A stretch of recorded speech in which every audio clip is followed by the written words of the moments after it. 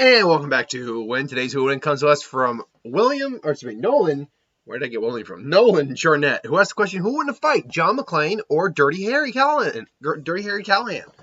Now, and I'm actually going to get the information up here for Dirty Harry.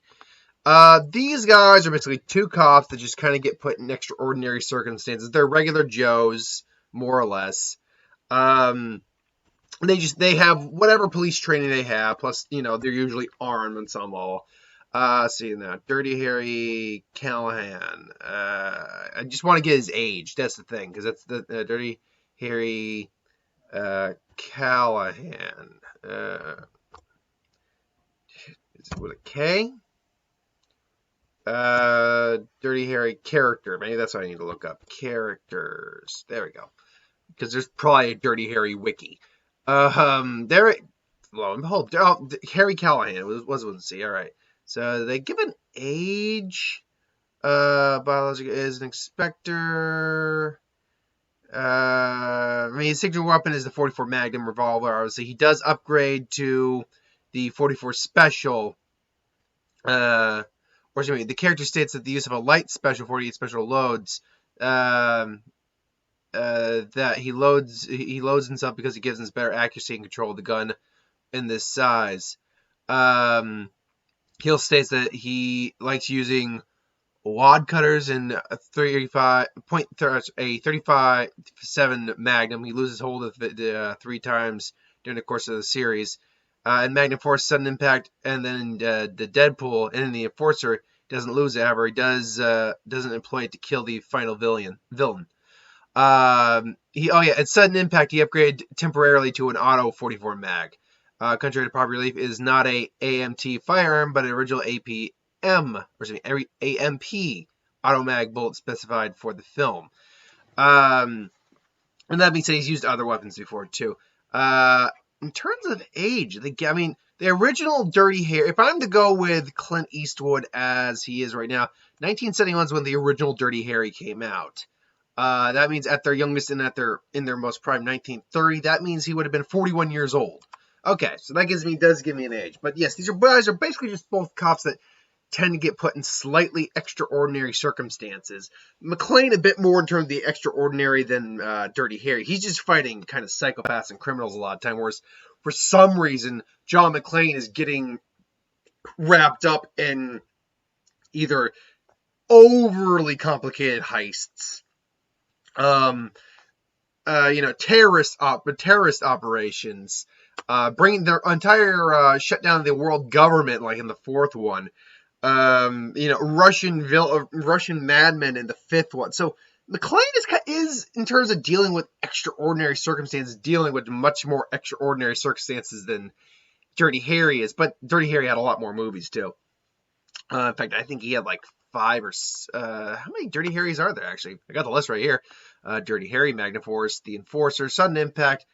There's actually only 5 of them. Feels like there's more, doesn't it? But again, they have the same amount of movies. Now, that said, though, when you actually break down, over the course of their history, Clint Eastwood was already at 41. If we're to assume that his age in Dirty Harry is the age of the character, Harry Callahan, we don't know John McClane's age. They never do say. Again, something I could look it up without too much difficulty. And again, even if I don't find John McClane's age, John McClane.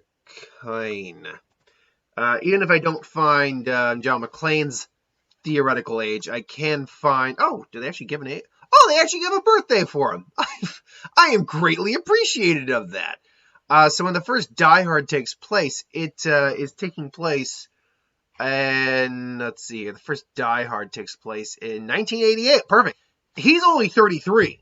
Yeah, he was, and his character's actually born in 1955, and takes place in 88. So he's only 33. He's got near a decade on Dirty Harry in terms of his youth.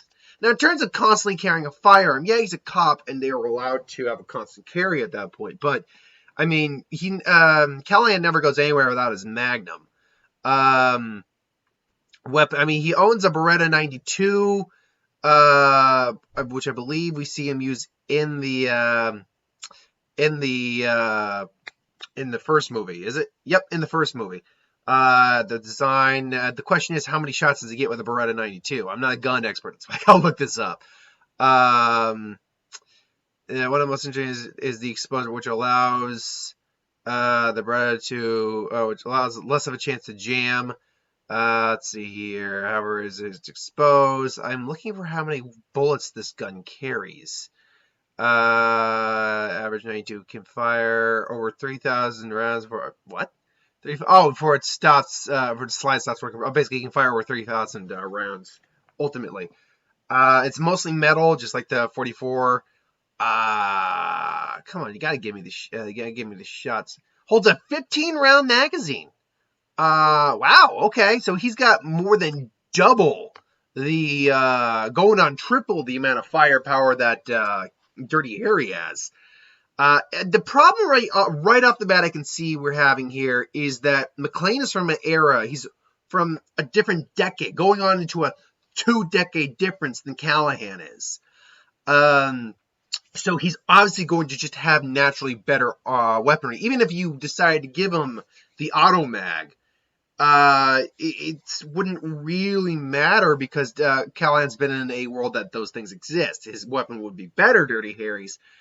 But it's a question of who wins this fight. If these two had to somehow go out, let's say one thinks the other's dirty or whatever. Like a bit, and I don't mean like Dirty Harry. I mean like a bad cop, like the kind that he was fighting in the second movie for Dirty Harry.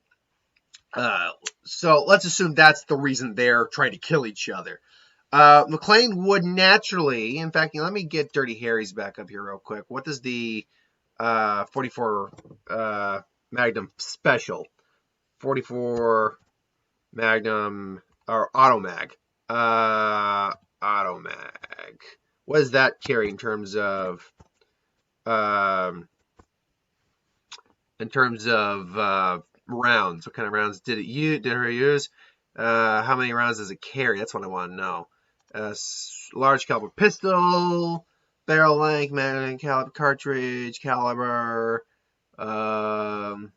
magazine. That's what I want to know. Magazine rounds. Function. It can hold, roughly speaking. Sorry for the delay. You'd think I would have looked this stuff up previously. Corporate history, function. Okay, ammunition. We know what it carries, 44 rounds, but what does the magazine carry? Because if he's got more rounds than Mcclane, that means he'll get an extra shot off, or be able to anyway. I was given birth to 3 in the year. I'm not. This is. Do you think they give you how many rounds this thing holds? But I'm not getting that. That said, if I'm just to go with my theorizing, muzzle velocity, whatever, action, short recoil, this is one of those points where I'd love to have Mark by me, because Mark would almost certainly at least have a decent answer to this. For the 240 grain bullets, man, what does a 44... Because of the sheer size of a 44 Magnum's bullets, it probably, even though the gun's probably fairly large, it probably does not hold as 15 rounds. It probably has less rounds. They're just more damaging rounds. So if these guys, let's say this fight somehow is taking place in Nakatomi and Harry's somebody and they're doing his deed and he thinks Mcclane's one of the bad guys. Let's assume that, and Mcclane, vice versa, thinks he's also one of the bad guys. These guys, were firing, duking it out a little bit. Mcclane does notice that it's that he's got a heavier gun, so he's trying his best to manage to ultimately conserve a bullet, or try not to be kid. Maybe gets a skid, but Callahan gets a skid as well. Here's the problem here. In theory, any one of these guys could end the fight with a bullet, with just one shot. That's the thing. Any one of these guys with a well-placed shot could end it. So the fight can't come down to a gunshot. Generally speaking, the fight has to come down who's going to win in the overall fight. Like if these guys go into a hand-to-hand circumstance, who's going to win? And Clint Eastwood was definitely taller. I think Clint Eastwood was taller than Bruce Willis. Bruce Willis is only like 5'9", I think. Clint Eastwood is, height-wise, he's 6'4". Clint Eastwood is tall. Whereas Bruce Willis is Willis is 5. Yeah, wow, that's interesting. They're not giving me his height. I would have assumed it. You think he's one of those guys who's sensitive about his height and therefore he doesn't list it? Let's see here. What does Wikipedia give me a height? Wow, wait. Wow, I can't find a height. Bruce Will. I know Bruce Willis is only 5'9". Or 5'10". He's not a tall guy. I mean, he's not a short guy either, but he's definitely not a very tall guy. So that's why Callahan at least has a height advantage on him.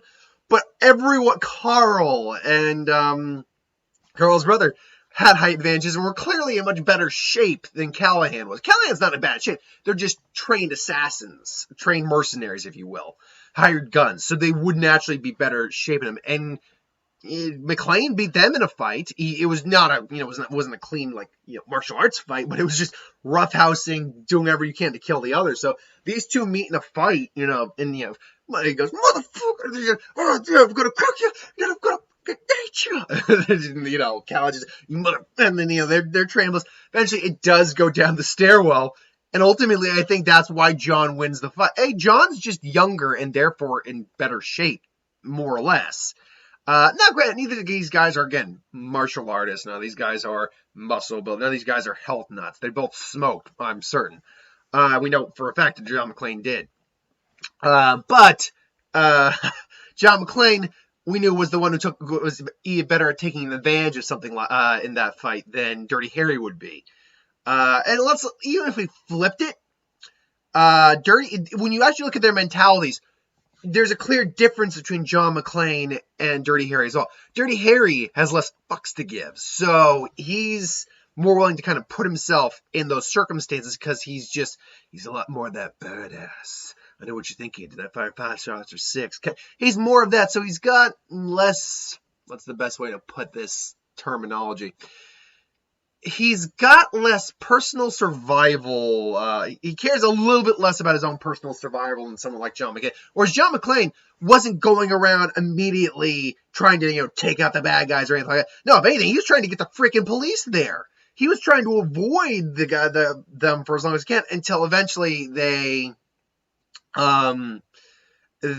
found where he was, and that's how we got just generally wrapped up in the whole fight. So John McClane actually, I think, is a bit more of a thinker in this case, though he's never really portrayed. He's not portrayed as a genius or anything. He's definitely more of a on-the-fly thinker and kind of not really a MacGyver, but he can take advantage of a circumstance and use it to his advantage if he has to. So definitely, I'd say that when you factor in spontaneity with John McClane, factor in he's younger by almost a full decade, giving him the youth advantage. The fact is that he's also has a bit more of a self-preservation. That's what term I was looking for. To him.